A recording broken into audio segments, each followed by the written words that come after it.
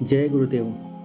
आज आपको मैं चक्रों के बारे में बताने जा रहा हूँ। यह साधना के लिए भी अत्यंत आवश्यक है, कुंडली जागरण के लिए भी अति आवश्यक है। जब आप रेकी सीखेंगे तो भी बहुत ही ज़्यादा आवश्यक है। आपको इस चैनल पर रेकी भी सिखाई जाएगी, उसके लिए भी ये आपको इसका जानकारी होना बहुत ही आवश्यक है। बिना देर किए हुए चलिए शुरू करते हैं।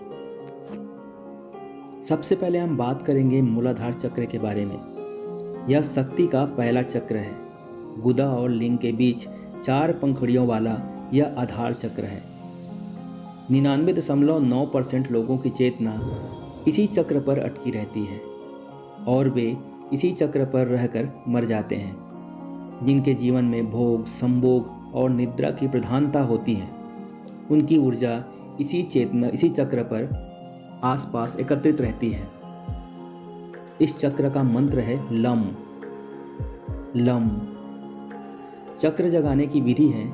मनुष्य तब तक पशु की तरह रहता है जब तक कि वह इस चक्र में जी रहा है। इसलिए भोग, निद्रा और संभोग पर संयम रखते हुए इस चक्र पर लगातार ध्यान लगाने से यह चक्र जागृत होने लगता है।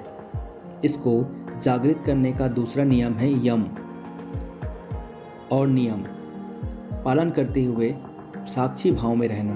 प्रभाव इसका यह होता है कि इस चक्र में जागृत होने से व्यक्ति के भीतर वीरता, निर्भीकता और आनंद का भाव जागृत होता है। सिद्धियां प्राप्त करने के लिए वीरता, निर्भीकता और जागरूकता होना बहुत ही ज़्यादा आवश्यक होता है। जस्ट थोड़ा सा इसके ऊपर दूसरा चक्र आता है स्वादिष्ठान चक्र। यह वह चक्र है जो लिंग मूल से 4 अंगुल ऊपर स्थित है। इसकी 6 पंखुड़ियां हैं। अगर आपकी ऊर्जा इस चक्र पर एकत्रित है तो आपके जीवन में आमोद प्रमोद, मनोरंजन, घूमना फिरना, मौज मस्ती करने की प्रधानता हमेशा रहेगी। यह सब करते हुए ही आप अपना जीवन कब व्यतीत हो जाएगा आपको पता भी नहीं चल पाएगा और हाथ भी खाली रह जाएंगे। इस चक्र का मंत्र है वम वम वम। कैसे जागृत करें? जीवन में मनोरंजन जरूरी है, लेकिन मनोरंजन की आदत नहीं। मनोरंजन भी व्यक्ति की चेतना को बेहोशी में धकेलता है, फिर सच्ची नहीं होती, लेकिन उससे जुड़कर आप जो अनुभव करते हैं वो आपको बेहोश जीवन जीने के लिए प्रमाण है। जिस तरह से नाटक और मनोरंजन सच नहीं होते, उसी तरह से यह काम करता है। प्रभाव इसके हैं, इसके जागृत होने पर क्रूरता, गर्व, आलस्य, प्रभाव, अवज्ञा, प्रमाद, अविश्वास आदि दुर्गुणों का नाश होता है। सिद्धियां प्राप्त करने के लिए जरूरी है कि उक्त सारे दुर्गुणों को समाप्त कर सिद्धियां द्वारा आपको प्रभाव मिले। जस्ट थोड़ा सा इसके ऊपर तीसरा चक्र आता है मणिपुर चक्र। नाभि के मूल में स्थित रक्त वर्ण का यह चक्र शरीर के अंतर्गत मणिपुर नामक तीसरा चक्र है, जो 10 कमल पंखुड़ियों से युक्त है। जिस व्यक्ति की चेतना या ऊर्जा यहाँ एकत्रित है उसे काम करने की धुन सी रहती है। ऐसे लोगों को कर्मयोगी भी कहते हैं। ये लोग दुनिया का हर कार्य करने के लिए तैयार रहते हैं। इस चक्र का मंत्र है रम रम रम। कैसे जागृत करें इसे?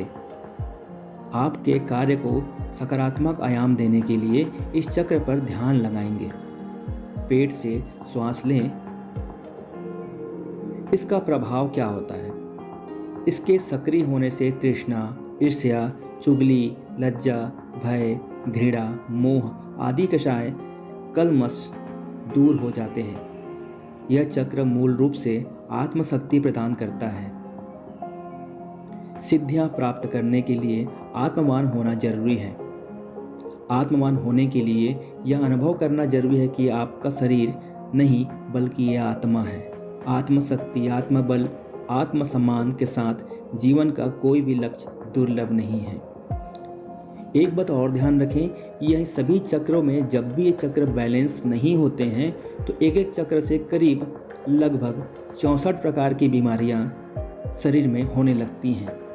अगर चक्र बैलेंस रहें तो बीमारियों से आप भी दूर रहेंगे, इसलिए ध्यान अवश्य करें।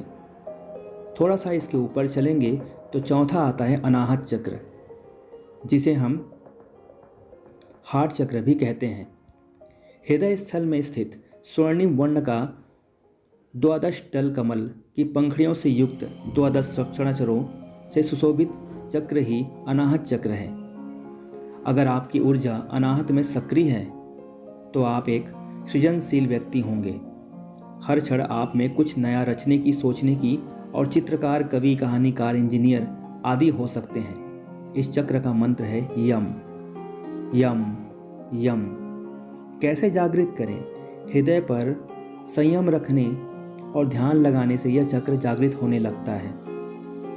खासकर रात्रि को सोने से पूर्व इस चक्र पर ध्यान लगाने से यह अभ्यास से जागृत होने लगता है।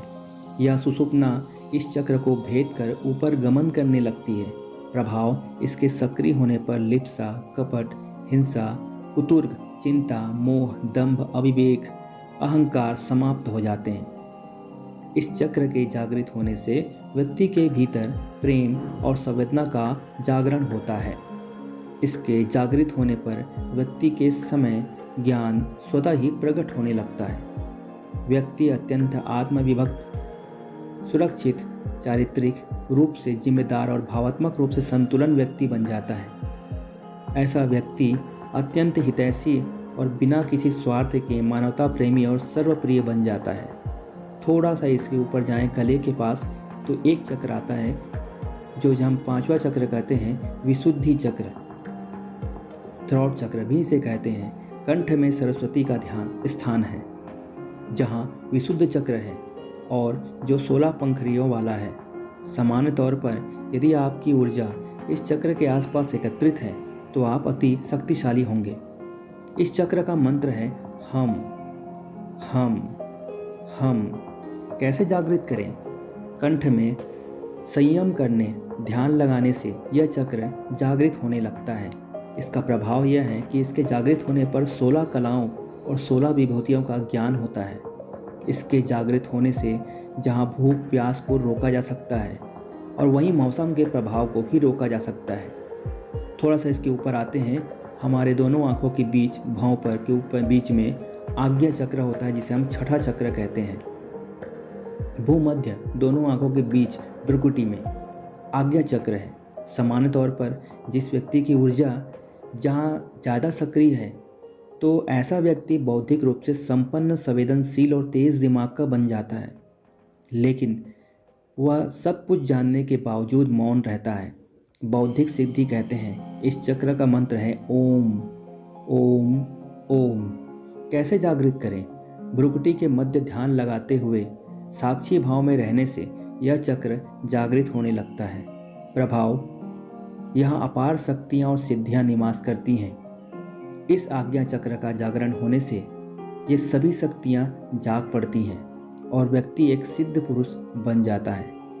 और जस्ट इसके ऊपर हमारे सिर के ऊपर 7वां चक्र होता है, जिसे हम कहते हैं सहस्त्रार चक्र। सहस्त्रार चक्र की स्थिति मस्तिष्क के मध्य भाग में है, अर्थात जहाँ चोटी रखते हैं। यदि व्यक्ति यम नियम का पालन करते हुए यहाँ तक पहुँच गया तो वह आनंदमय शरीर में स्थित हो गया है। ऐसे व्यक्ति को संसार, संन्यास और सिद्धियों से कोई मतलब नहीं रहता। कैसे जागृत करें? मूलाधार से होते हुए ही सहस्त्रार चक्र तक पहुँचा जा सकता है। लगातार ध्यान करते रहने से यह चक्र जागृत हो जाता है। इसका प्रभाव तो यह है कि व्यक्ति परमहंस के पद को प्राप्त कर लेता है। शरीर संरचना में इसके स्थान पर अनेक महत्वपूर्ण है। विद्युतीय और जैविक विद्युत और का संग्रह यही मोक्ष का द्वार भी कहलाता है। उम्मीद कर रहा हूँ कि मेरे द्वारा दी हुई जानकारी आपको पसंद आई होगी तो वीडियो को लाइक करें, चैनल को सब्सक्राइब करें, बेल आइकन को प्रेस करें। इस तरह की दुर्लभ वीडियो आपको हर रोज़ मिलती हैं। आप इंस्टाग्राम पर भी मुझे DM कर सकते हैं अनमोल साधना 23 के नाम से। फेसबुक पर भी फॉलो करें अनमोल साधना के नाम से। और फिर से मिलते हैं एक और नए दुर्लभ वीडियो के साथ। तब तक के लिए अपना ख्याल रखें। धन्यवाद। जय गुरुदेव।